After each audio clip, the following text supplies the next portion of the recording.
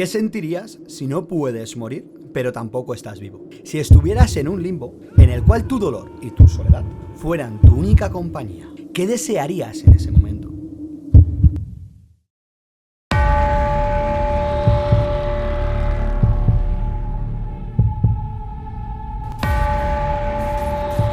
Los Gi se encontraban atrapados en un limbo eterno, un estado de no existencia donde el dolor y la soledad son sus únicos compañeros. No podían morir, pero tampoco estaban vivos. Era como si su alma estuviera suspendida en el tiempo, sin futuro ni pasado. Ese dolor constante es el peso que los aplastaba y los hacía sentir vacíos. La soledad es la compañera de viaje, una sombra que los sigue a todas partes. Los Gi se sienten como unos fantasmas, invisibles, olvidados. En ese limbo, los Gi desean poder sentir algo más que dolor.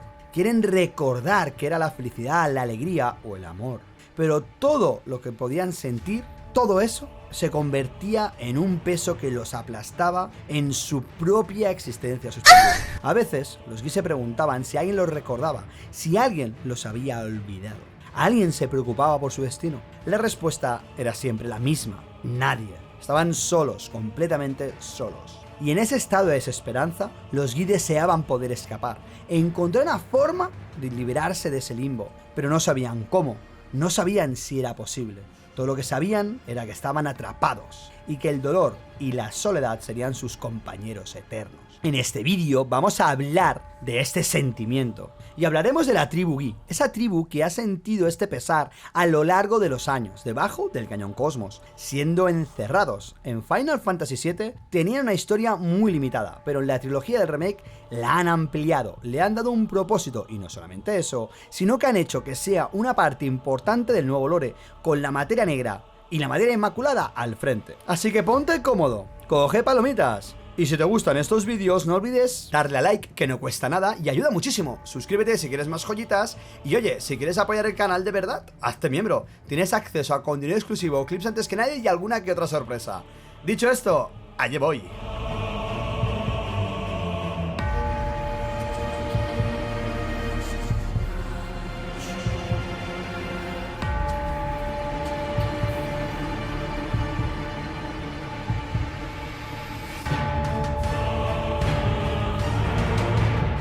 En el vasto mundo de Final Fantasy VII existen historias ocultas que definen no solo a sus personajes, sino al mismo espíritu del planeta. Vamos a explorar a los Gi, una tribu olvidada atrapada entre el odio y la muerte. En el original, los Gi fueron una antigua tribu guerrera que intentó conquistar el Cañón Cosmos. Hace unos 50 años. Eran humanos, pero su derrota dejó una huella espiritual. Sus almas quedaron atrapadas en las cuevas cercanas del cañón, convertidas en espectros vengativos, como Jin Atak, su líder espiritual. Este odio persistente los mantuvo ligados al mundo, no por magia ni ciencia, sino por pura emoción negativa. De hecho, esto se explica con el Mako estancado, cómo se crean los monstruos en este universo. Cuando un ser no acepta su final, y de paso, representan también el contraste ideológico con los habitantes del Cañón Cosmos que siguen la filosofía de armonía con la corriente vital. Luego llegaría el ataque, y donde Seto, el padre de Nanaki, se sacrificaría bloqueando el paso, muriendo envenenado por flechas y su cuerpo quedando petrificado, siendo así un bloqueo de la maldad de la tribu. Esto era lo que sabíamos en el original, pero ahora ha cambiado. Ahora nos cuentan que los Gi son una especie extraterrestre. Su planeta había desaparecido y se refugiaron en Gaia. El problema es que al llegar a Gaia, al morir, no podrían unirse a la corriente vital. Como bien explica el juego, a la corriente vital solo se puede volver aquello que ha nacido de ella. Y en estos detalles son muy importantes y muy ricos, ya que así vamos a ir profundizando mucho tanto en Jenova como en la materia negra. Volviendo al tema que nos ocupa, nos cuentan que los Gi al morir no podían ser absorbidos por la corriente vital y por tanto no hallaban el descanso eterno. A raíz de esta situación, el odio y el resentimiento corrompieron sus almas, dándonos así el eterno debate entre el conflicto de los Gi y los Cetra, pues era un choque total entre ambas naturalezas. Por un lado los Cetras, que aceptan la muerte y la comunión con el planeta, y los Gi, que al no poder hacerlo, la repudian. Pero aquí realmente no termina la cosa, porque nos cuentan cómo se llegó al conflicto, ya no solo con los Cetras, sino también con los habitantes del Cañón Cosmos. con los Cetra vino a raíz de que consiguieron una materia inmaculada, que como ahora ya sabemos es el paso previo antes de completar una. Y con esa materia metieron todo su conocimiento y deseos para intentar encontrar una solución a su situación. Una solución que se vio corrompida, porque dentro de sus corazones solo habitaba el resentimiento, el dolor y las ganas de acabar con todo. Y se generó la materia negra. Obviamente esto a los Cetra les pareció una amenaza y fueron contra los Gi para quitarles esa materia. Y a su vez, que protegían el planeta, les negaban a la tribu su descanso. Esto enfurece aún más a los espíritus, provocando que estos intentaran fugarse de su tierra maldita. ¿Y qué había encima de ellos? Pues la gente del Cañón Cosmos. Y aquí es donde entraría la gran batalla que hubo hace 50 años, donde Seto, el padre Nanaki, consiguió parar los pies. Luego ya continuaremos con su historia y cómo puede terminar, pero vamos a marcar ahora los puntos de lore importantes: Jenova, esta materia inmaculada y negra, y las propiedades de la corriente vital.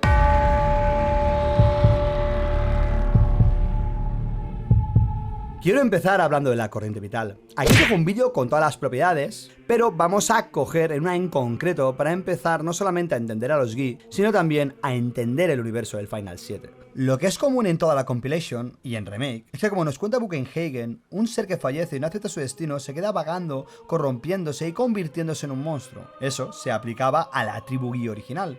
Punto importante para entender el porqué de la transición de la vida a la muerte. Y por otro lado, los Gi actuales tienen más profundidad al ser de otro planeta y verse varados, porque al no ser nacidos en la corriente vital, ellos no pueden volver a la misma.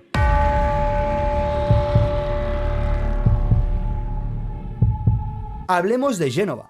Es curioso como en este juego nos dejan entrever las similitudes que tienen los dos alienígenas. Por un lado tenemos a los Gi, por otro a Jenova. En una primera instancia llegué a plantearme que realmente fueran de la misma especie, ya que tienen similitudes, o al menos externas, de piel, los ojos, la manera en la cual actúan. Esto, por otro lado, al final lo descarté, porque sabemos que Jenova es la calamidad del cielo, y que su única función como ser primitivo es arrasar y destruir. Por tanto, me inclino más a que Jenova destruyó el planeta de los Gi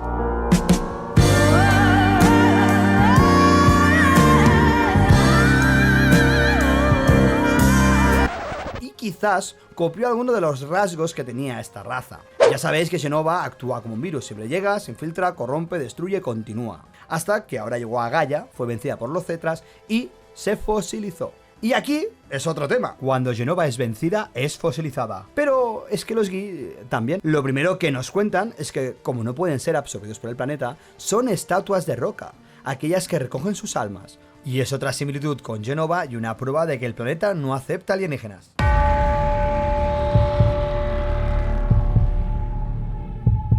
Y por último, hablemos de la materia inmaculada, este nuevo lore relacionado con la materia negra. Y repetimos una vez más cómo funcionan las materias, y sobre todo en este caso.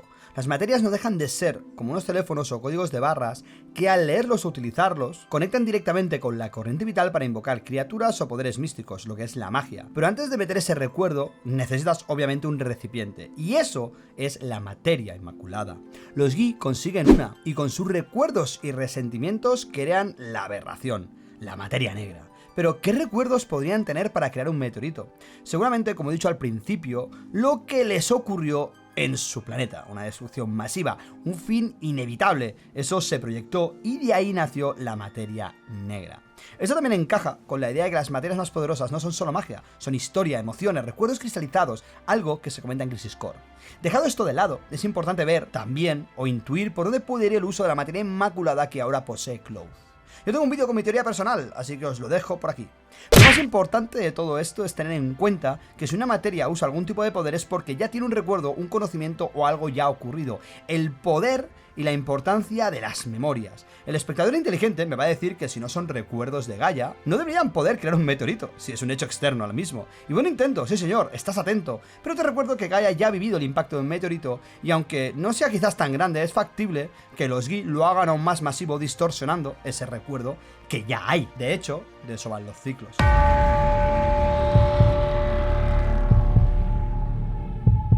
Después de haber repasado este lore y algunos de los detalles más importantes relacionados con los Gi, sin darnos cuenta hemos respondido a 2 de las 3 preguntas que yo me hacía. ¿Quiénes son actualmente y de dónde vienen? Pero ahora quedaría la más importante: cómo conseguirán lo que desean. Sí, sabemos que en un inicio lo que quieren es terminar con todo y que los Cetras le retiraron la materia negra para evitarlo. En Rebirth nos convencen, entre comillas, de que Jin Attack y su gente quieren descansar. Y es Nanaki quien se compromete a que les ayudará a encontrar ese descanso eterno. Pero, ¿de qué forma pueden encontrar ese descanso si ya sabemos que la corriente vital no los va a aceptar? Y si se les da la materia negra, todo el mundo moriría. No es una opción. ¿Cómo va Nanaki a intentar solucionar esto? En Rebirth, la revelación de que los Gi no son simples espíritus malignos, sino entidades excluidas del ciclo vital, abre una grieta profunda en la lógica espiritual de Gaia. No son enemigos, son lo rechazado, son la sombra del planeta. Aquí la psicología de Jung nos da una clave poderosa. La sombra no es el mal, sino lo que el sistema, el yo, el mundo, el planeta, no puede o no quiere ver. Y lo que se ignora, persiste. Lo que se reprime, regresa como espectro. Así ocurre con los Gi. No descansan porque Gaia no los reconoce. No son redimibles porque nunca fueron parte. Ante eso, Red no actúa como un héroe, ni como un salvador. Su papel es mucho más silencioso, pero también más profundo, el de testigo. Él no debe combatir a los Gi, les debe dar forma, les debe dar historia, un lugar. Y cuando Bugenhagen aprenda en la capital olvidada, Nanaki heredará algo más que sabiduría, heredará la capacidad de narrar lo excluido, de ofrecer contención simbólica. No puede llevar a los Gi a la corriente vital, pero puede hacer que el planeta los recuerde. Y eso, en términos jungianos, es el primer paso hacia la integración, no en el ciclo, sino en la memoria. Por lo que Nanaki realizará no una purificación ni una victoria moral, no un acto de magia ni de misericordia unilateral, un gesto profundamente simbólico, el reconocimiento activo de la sombra. Y cuando la sombra es aceptada con plena conciencia, ya no necesita actuar desde los márgenes, ya no se manifiesta como una amenaza porque ha sido escuchada, integrada en el relato.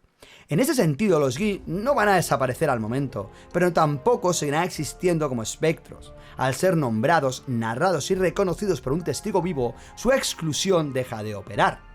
Ya no son lo otro del planeta, sino una parte traumática de su pasado convertida en memoria colectiva. Y como Jung escribió, la redención solo es posible cuando el excluido encuentra un lugar en la totalidad. Así la corriente vital no los absorberá por la fuerza, pero tampoco los rechazará eternamente. Los Gi dejan de ser anomalía porque alguien, Nanaki, les da lugar simbólico dentro del gran relato de Gaia, como ha ocurrido con Seto, con Zack, como en Genesis, o los espíritus de Gutai de Before Crisis, que encuentran su descanso no al disolverse, sino al ser recordados. Y es ese, quizás, el destino más justo para la sombra. No la redención por perdón, sino la redención por inclusión. El descanso que no es desaparición, sino significado. Y al final de todo, cuando Sagrado sea invocado y la corriente vital emane para evitar el desastre, purgando el planeta y evitando el meteorito, será ahí cuando los Gi sean salvados.